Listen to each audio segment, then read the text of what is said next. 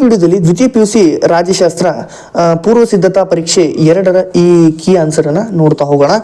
ವಿಡಿಯೋನ ಕೊನೆ ತನಕ ನೋಡಿ, ಚಾನಲ್ ಅನ್ನ ಸಬ್ಸ್ಕ್ರೈಬ್ ಮಾಡ್ಕೊಳ್ಳಿ. ಅಧಿಕಾರವನ್ನ ಕಂಪನಿಯಿಂದ ಕ್ರೌನ್ಗೆ ಬದಲಾಯಿಸಿದ ಕಾನೂನು ಅಂತಂದ್ರೆ 1858.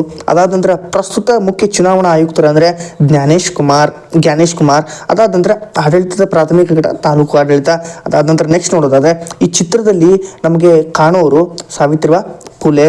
ನೆಕ್ಸ್ಟ್ ನೋಡೋದಾದ್ರೆ RTE ವಿಸ್ತೃತ ರೂಪ ಅಂತಂದ್ರೆ ಬಿ ಮಾತ್ರ, ಅಂದ್ರೆ ರೈಟ್ ಟು ಎಜುಕೇಶನ್ ಅವ್ರದ್ದೇ ಆಗಿರ್ತಕ್ಕಂಥದ್ದು. ಭಾರತದ ಚುನಾವಣಾ ಆಯೋಗದ ಆಯುಕ್ತರ ಅಧಿಕಾರಾವಧಿ ಅಂತಂದ್ರೆ ಇಲ್ಲಿ 6 ವರ್ಷ. ಅದಾದ ನಂತರ ನರ್ಮದಾ ಬಚಾವ್ ಆಂದೋಲನದ ನಾಯಕರು ಅಂದ್ರೆ ಮೇಧಾ ಪಾಟ್ಕರ್. ನೆಕ್ಸ್ಟ್ ಭ್ರಷ್ಟಾಚಾರದ ವಿರುದ್ಧ ಆಂದೋಲನವನ್ನ ಮುನ್ನಡೆಸಿದವರು ಅಣ್ಣಾ ಹಜಾರೆ. ಇಲ್ಲಿ ನೋಡಿ, ಇದೊಂದು ಕನ್ಫ್ಯೂಸ್ ಆಗಲಿ ಹುಡುಗರು ಅಂತ ಈ ರೀತಿ ಕೊಟ್ಟಿರ್ತಕ್ಕಂಥದ್ದು ಅವ್ರು ಕೊಟ್ಟಿದ್ದಾರೆ. ಸೊ ಡ್ಯಾಶ್ ಅಫ್ಘಾನಿಸ್ತಾನದಲ್ಲಿ ಇರ್ತಕ್ಕಂಥದ್ದು ಅಂದ್ರೆ ತಾಲಿಬಾನ್ ಅಫ್ಘಾನಿಸ್ತಾನದಲ್ಲಿರುವ ಒಂದು ಪ್ರಮುಖ ಭಯೋತ್ಪಾದನಾ ಸಂಘಟನೆ. ಭದ್ರತಾ ಮಂಡಳಿ ಕಾಯಂ ಸದಸ್ಯರ ಸಂಖ್ಯೆ 5. ಇದು ಗೊತ್ತಾಯ್ತು ನಮಗೆ. ಮುಂದೆ ನೋಡೋದಾದ್ರೆ ಪುನರ್ವಿವಾಹ ಕಾಯ್ದೆ ಆಗಿರ್ತಕ್ಕಂಥದ್ದು 1856. ಲೀಗ್ ಆಫ್ ನೇಷನ್ ಅಂದ ತಕ್ಷಣ 1945. ದ ರಿಪಬ್ಲಿಕ್ ಅಂತಂದ್ರೆ ಜೀನ್ ಬೋಡಿನ್. ಅದಾದ ನಂತರ ಸಮಗ್ರ ಅಣ್ವಸ್ತ್ರ ಪ್ರಸರಣ ನಿಷೇಧ ಒಪ್ಪಂದ ಅಂತಂದ್ರೆ CTBT. Next liberation tiger. ಈ ಒಂದು ಪ್ರಶ್ನೆಗೆ ಇಲ್ಲ ಆನ್ಸರ್ ಇದೆ LTTE ಅಂತ. ಅದಾದ ನಂತರ ಯಾವ ಸಭೆಯು ಮಧ್ಯಂತರ ಸರ್ಕಾರವನ್ನ ರಚಿಸಿದು ಅಂತಂದ್ರೆ ರಾಜ್ಯಾಂಗ ರಚನಾ ಸಭೆ. ಪಂಚಮರು ಅಂತಂದ್ರೆ ಯಾರು? ಇದರ ಒಂದು ಉತ್ತರವನ್ನ ನಾವು ಈಗ ನೋಡೋಣ. ಒಂದು ಎಕ್ಸ್ಪ್ಲನೇಷನ್ ಅನ್ನ ನಾವು ನೋಡಲೇಬೇಕಾಗುತ್ತೆ. ಎಕ್ಸ್ಪ್ಲನೇಷನ್ ಏನಂತಂದ್ರೆ ಈಗ ಹೇಳ್ತೀನಿ. ಸಮಾಜದಲ್ಲಿ ಆರ್ಥಿಕವಾಗಿ, ಸಾಮಾಜಿಕವಾಗಿ, ಶೈಕ್ಷಣಿಕವಾಗಿ ಮತ್ತು ಸಾಂಸ್ಕೃತಿಕವಾಗಿ ಯಾರು ಹಿಂದುಳಿದಿರ್ತಾರಲ್ಲ ಅವರಿಗೆ ದಲಿತರಂತಾರೆ. ದಲಿತರನ್ನ ಅಸ್ಪೃಶ್ಯರಂತ ಕರೀತಾರೆ.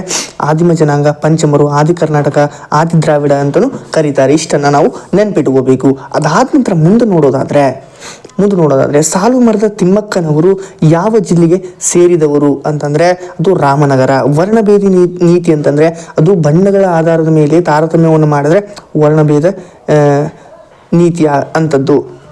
ಅದಾದ ನಂತರ ಅಲಿಪ್ತ ಚಳುವಳಿ ಅಂತಂದ್ರೆ ಯುದ್ಧವನ್ನ ಮಾಡದೆ ತಟಸ್ಥವಾಗಿ ಇರುವಂಥದ್ದೇ ಅಲಿಪ್ತ ನೀತಿ ಆಗಿರ್ತಕ್ಕಂಥದ್ದು. ಅದಾದ ನಂತರ ಉಪಚುನಾವಣೆ ಅಂತಂದ್ರೆ ಏನು? 17ನೇ ಪ್ರಶ್ನೆಯನ್ನ ನಾವಿಲ್ಲಿ ಓದ್ತಾ ಹೋಗೋಣ. ಇಲ್ಲಿ ಓದಲೇಬೇಕಾಗುತ್ತೆ, ಅದನ್ನ ನಾನಿಲ್ಲಿ ಟೈಪ್ ಮಾಡಿ ಇಟ್ಟಿದ್ದೀನಿ.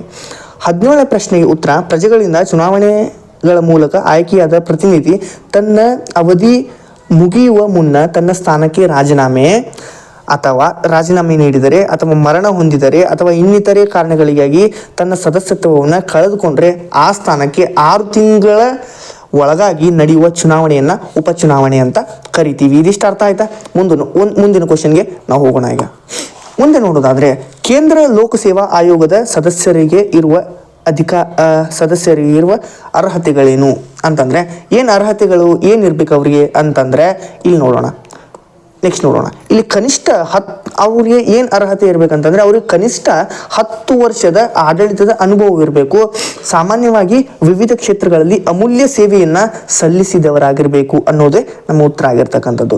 ಅದಾದ ನಂತರ ನೆಕ್ಸ್ಟ್ ಕ್ವಶನ್ಗೆ ನೋಡೋದಾದ್ರೆ ನೆಕ್ಸ್ಟ್ ಕ್ವಶನ್ನ ಉತ್ತರ: ಆಡಳಿತದ ಅನಾಮಧೇಯತೆ ಅಂತಂದ್ರೆ ಏನು? ಇಲ್ಲಿ ಈ ಪ್ರಶ್ನೆಗೆ ಉತ್ತರ ನಾನು ಇಲ್ಲಿ ಕೊಡ್ತೀನಿ, ನೋಡ್ತಾ ಹೋಗೋಣ. ಈಗ ಇದರ ಉತ್ತರ ಏನಂತಂದ್ರೆ ಆಡಳಿತದಲ್ಲಿ ಅನಾಮಧೇಯತೆ ಅಂತಂದ್ರೆ ನಾಗರಿಕ ಸಿಬ್ಬಂದಿಗಳು ತೆರೆಯ ಮರೆಯಲ್ಲಿ ಕೆಲಸ ಮಾಡುವಂತಿದ್ದು ಒಳ್ಳೆ ಕೆಲಸಕ್ಕಾಗಿ ಪ್ರಶಂಸೆ ಕೊಡೋದಿಲ್ಲ, ಕೆಟ್ಟ ಕೆಲಸಕ್ಕೆ ಹೆಗ್ಗಳಿಕೆಗಳಿರುವುದಿಲ್ಲ. ಬಂದರೂ ಕೂಡ ಅದು ಆ ಸಚಿವಾಲಯದ ಸದಸ್ಯರಿಗೆ ಅಥವಾ ಸಚಿವರಿಗೆ ಅನ್ವಯವಾಗುತ್ತದೆಯೇ ಹೊರತು ನಾಗರಿಕ ಸಿಬ್ಬಂದಿಗಳಿಗಲ್ಲ. ಇಂತಹ ಆಡಳಿತ ಸೇವೆಯನ್ನ ಆಡಳಿತದ ಅನಾಮಧೇಯತೆ ಅಂತ ಕರೀತಾರೆ. ಇದಿಷ್ಟು ಅರ್ಥ ಆಯ್ತಾ? ಮುಂದೆ ನೋಡೋದಾದ್ರೆ ಮುಂದಿನ ಒಂದು ಪ್ರಶ್ನೆಗೆ ಹೋಗ್ತೀನಿ. ಈಗ ಅದಾದ ನಂತರ ಅಂಬೇಡ್ಕರ್ ಅವರ ಜನಪ್ರಿಯ 3 ವಾಣಿಗಳಂತಂದ್ರೆ ಶಿಕ್ಷಣ, ಸಂಘಟನೆ, ಹೋರಾಟ. ನೆರೆಹೊರೆ ಶಾಂತಿ ಸಮಿತಿಗಳ ಅಂತಂದ್ರೆ ಏನು? ಇಲ್ಲಿ ಮತ್ತೆ ಟೈಪ್ ಮಾಡಿ ಇಟ್ಟಿದ್ದೀನಿ.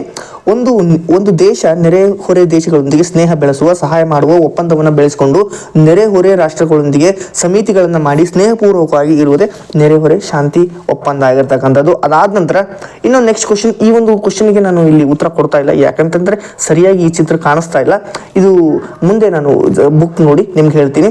ಭಾರತದ ವಿದೇಶಾಂಗ ನೀತಿಗೆ ಕೊಡುಗೆಯನ್ನು ನೀಡಿದ 2 ನಾಯಕರನ್ನ ಹೆಸರಿಸಿ ಅಂತಂದ್ರೆ ನೆಹರು, ಚಕ್ರವರ್ತಿ, ರಾಜಗೋಪಾಲ್ಚಾರಿ. ಇಲ್ಲಿ ನೋಡಿ 5 ಅಂಕದ ಕೆಲವೊಂದಿಷ್ಟು ಬಹು ನಿರೀಕ್ಷಿತ ಪ್ರಶ್ನೆಗಳನ್ನ ಚರ್ಚೆ ಮಾಡ್ತೀನಿ. ಇವೆಲ್ಲ ಬಹು ನಿರೀಕ್ಷಿತ ಪ್ರಶ್ನೆಗಳು. ಮುಖ್ಯ ಕಾರ್ಯದರ್ಶಿ 5 ಕಾರ್ಯಗಳನ್ನ ಬರೆಯಿರಿ. ಇವೆಲ್ಲ ಪ್ರಶ್ನೆಗಳನ್ನ ನೀವು ಓದಬೇಕು. ಅದಾದ ನಂತರ ಮೋಸ್ಟ್ ಇಂಪಾರ್ಟೆಂಟ್ 10 ಮಾರ್ಕ್ಸ್ ಕ್ವಶನ್ಗೆ ನಾನು ಹೇಳೋದಿಷ್ಟೇ: ಭಾರತದಲ್ಲಿ ಪಕ್ಷ ಪದ್ಧತಿಯ ಸ್ವರೂಪವನ್ನು ವಿವರಿಸಿ. ಉದಾರೀಕರಣ, ಜಾಗತೀಕರಣ, ಖಾಸಗೀಕರಣ, ಈ ಮೂರಲ್ಲಿ ಒಂದು ಫಿಕ್ಸ್. ಇದನ್ನು ನೀವು ಓದ್ಕೋಬೇಕಾಗುತ್ತೆ. ಇದಿಷ್ಟು ಈ ಒಂದು ವಿಡಿಯೋದಲ್ಲಿ. ಚಾನಲನ್ನು ಸಬ್ಸ್ಕ್ರೈಬ್ ಮಾಡ್ಕೊಂಡು ವಿಡಿಯೋ ಲೈಕ್ ಮಾಡಿ. Thank you.